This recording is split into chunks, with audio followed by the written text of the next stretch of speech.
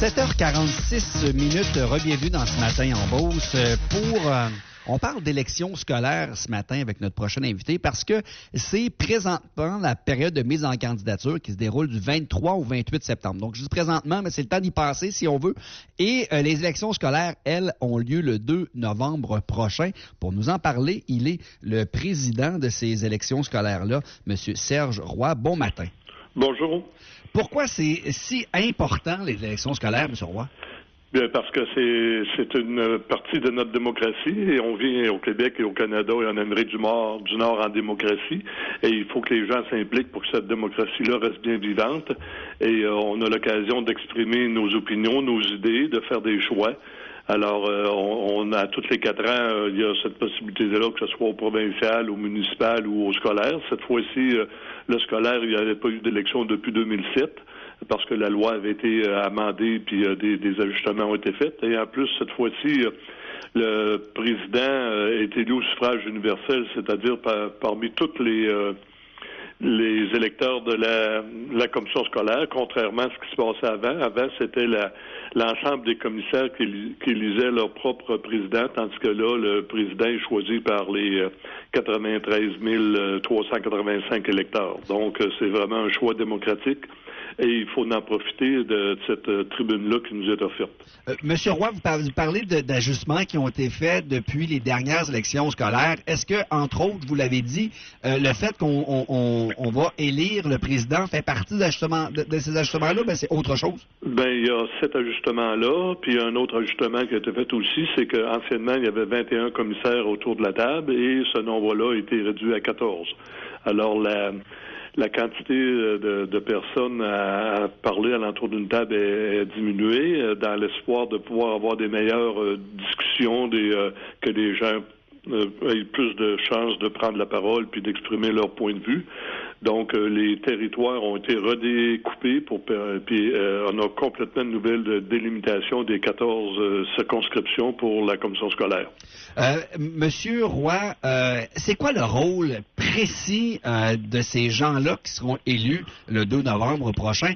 Ils vont faire quoi exactement? Bon, c'est sûr que c'est très varié comme rôle, comme tâche. C'est évident que le directeur général de la commission ou le secrétaire général pourrait vous en parler encore mieux que moi, mais c'est sûr que ce que j'en sais, mais dans un premier temps, ils ont la responsabilité de la répartition des services éducatifs, de quelle façon dont les services doivent être déployés dans la région. Ils s'occupent aussi de voter les plans d'effectifs des personnels. C'est eux qui décident d'engager tant de professionnels, de psychoéducateurs, de psychologues, ces choses-là. C'est eux autres aussi qui s'occupent d'engager tant de techniciens à loisirs, de support aux enseignants, au support aux élèves, du personnel de direction d'école. Est-ce qu'ils font un directeur avec 2 écoles, 3 écoles primaires, ces choses-là, le nombre de directions. Donc, l'ensemble du personnel, les plans d'effectifs, ça leur appartient. Les services éducatifs dans les régions, les services particuliers qu'ils pourraient avoir, comme les écoles internationales, les écoles sport-études, ces choses-là, c'est des conseils des commissaires qui décident ça. Ils votent aussi les budgets. Donc, la répartition des sommes qui sont allouées, soit pour le transport, pour les réparations des bâtisses, les investissements, ça leur appartient complètement. Et on sait maintenant qu'il y a beaucoup de collaboration entre les municipalités. Hein, quand il se fait dans les plus petites municipalités, il se fait des salles multifonctionnelles, des bibliothèques qui est à la fois bibliothèque scolaire et municipale, avec des gymnases qui sont utilisés. Là, on pourrait penser, là, justement, il y a un projet là en arrière de l'école Bélanger à Saint-Martin, là, que les terrains, il y a eu des ententes avec la municipalité puis la commission scolaire pour des terrains, puis ils sont en train de faire un aréna qui va pouvoir être utilisé par à la fois des étudiants. Puis donc, il y a plein de choses comme ça qui se font en collaboration. Donc, c'est très, très varié. Et c'est des décisions importantes. Le budget de la Commission est 193 millions. C'est beaucoup de sous. C'est énormément. C'est énormément d'argent, oui. De la façon dont vous en parlez, M. Roy, finalement, le rôle des commissaires est vraiment décisionnel et a un impact. C'est pas juste... c'est pas des postes tablettés, là. Non. C'est des gens qui prennent des décisions. C'est sûr qu'il y a une équipe de gestionnaires qui leur apporte des projets, qui leur met, comme on dit communément, la table pour leur expliquer les tenants et les aboutissements, d'où vient l'argent, ou de quelle façon qu'on va être dépensé. C'est eux autres aussi qui vont décider de dire...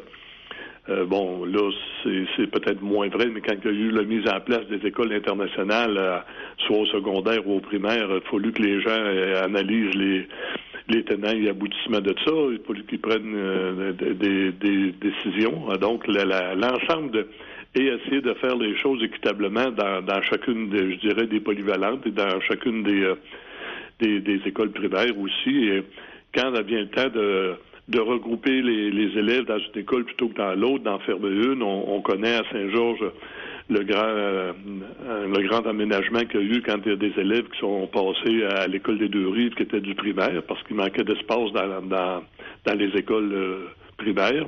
Donc, toute cette analyse-là, c'est ça, les commissaires qui prennent ces décisions-là. C'est des décisions importantes.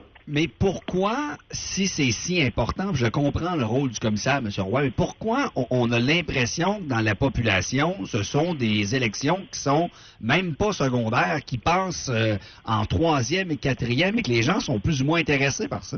Bien, c'est peut-être parce que les gens croient dans un premier temps qu'il faut avoir des enfants qui vont à l'école pour pouvoir voter, ce qui est absolument faux. C'est toutes les personnes qui sont sur la liste électorale, disons, qui ont 18 ans et plus, citoyens canadiens sur la liste, peuvent voter. Et souvent, les gens doivent s'imaginer que c'est seulement que les parents qui peuvent voter. Et je dirais que dans la vie de tous les jours, quand on n'a plus d'enfants qui vont à l'école, on se désintéresse peut-être un peu de l'aspect scolaire de nos commissions scolaires. Et c'est peut-être ça qui fait qu'on est moins intéressé. Mais quand on regarde ça, le développement des ressources puis la dynamique d'une région à cause de ces écoles, ces choses-là, donc les gens devraient aussi s'impliquer. Mais écoutez, c'est pas une analyse sociologique que je fais ce matin, là. Je suis pas l'expert, mais je pense que lorsque on n'a plus d'enfants qui vont à l'école, ça devient moins, je dirais, attirant de s'occuper de ce dossier-là. Vous l'aviez dit tantôt, M. Roy, qu'il y a un peu plus de 93 000 personnes qui sont habilitées à voter lors de ces élections-ci. Oui. Les dernières élections en 2007, est-ce que vous vous rappelez du taux de participation? Bien, pour notre commission scolaire, en 2007, ça avait été des élections, tout le monde avait été élu sans opposition, donc élu par acclamation. Mais au Québec, le dernier taux était environ entre 8 et 10 globalement, mais c'est sûr que des régions que ça avait peut-être voté à 50-55 ou ça dépend des enjeux. Je me rappelle, il y a plusieurs années, qu'il y avait eu un enjeu dans le secteur de la Guadeloupe, là, le taux de participation pour cette circonscription-là avait été plus élevé dans les 50 là. Parce que les gens se sentaient directement interpellés. C'est ça, il y avait un enjeu important, là, mais on est peut-être victime de notre succès lorsque une commission scolaire est bien administrée, que ça va bien, que parce que les commissaires ont bien fait leur travail, les gestionnaires ont bien monté leur dossier, puis qu'il n'y a pas de bisbille, ben là, les gens se désintéressent parce qu'on entend moins parler, parce que ça va bien. C'est comme le reste, hein, les bonnes nouvelles, on n'entend pas parler beaucoup. On entend parler plutôt des mauvaises, alors c'est peut-être... on est peut-être... Est-ce que la meilleure solution, ce serait de jumeler les élections scolaires à une élection municipale, par exemple? Bien, ça a déjà été un projet, mais il y a une difficulté importante à cause de la liste électorale et des territoires. Tu peux être sur le territoire de la commission scolaire francophone, qui est la nôtre, la commission scolaire Beauce-et-Chemin, mais tu peux avoir des parents qui envoient leur enfant, disons, à une école anglophone à Québec. Ouais. Donc, ces parents-là sont sur la liste électorale de la commission scolaire anglophone et non sur la nôtre. Et si tu étais au municipal, il faudrait que tu sois sur la liste électorale pour voter au municipal. Et l'autre problème, c'est que les territoires d'un commissaire qui va englober, disons, 4 municipalités ou 3 municipalités lorsqu'on est à l'extérieur de Saint-Georges. C'est pas nécessairement les mêmes territoires qu'un échevin ou qu'un maire. Et ce qui est encore plus compliqué, c'est lorsqu'on est à Saint-Georges, c'est élu un certain nombre d'échevins, les commissaires, les partages de territoires ne seraient pas concordants l'un sur l'autre. Alors, de quelle façon tu vas organiser le vote, ça serait vraiment compliqué. Donc, deux choses, à cause de la liste électorale et à cause du découpage du territoire. On le disait en début d'entrevue, M. Roy, la période de mise en candidature, c'est du 23 au 28 septembre prochain. Les gens qui sont intéressés à se présenter, à dire, moi, je voudrais m'impliquer pour la commission scolaire Beauce-Chemin, comment on fonctionne? Bon, il y a, dans un premier temps, les gens peuvent aller chercher le formulaire de mise en candidature sur le site de la commission scolaire, sous l'onglet élections scolaires. Ils cliquent dessus et ils vont en retrouver le formulaire. Mais ce que je leur propose aussi, c'est de venir me rencontrer pour que je puisse leur remettre leur formulaire et leur expliquer le processus, comment s'y prendre, les signatures qu'il faut recueillir et toute la question du financement s'il y a lieu, parce que c'est très strict et très rigide pour comment recueillir des sommes d'argent, comment dépenser ces sommes d'argent-là, comment faire un rapport pour être remboursé s'ils sont élus ou ont eu 15% des votes. La commission scolaire rembourse une partie des dépenses.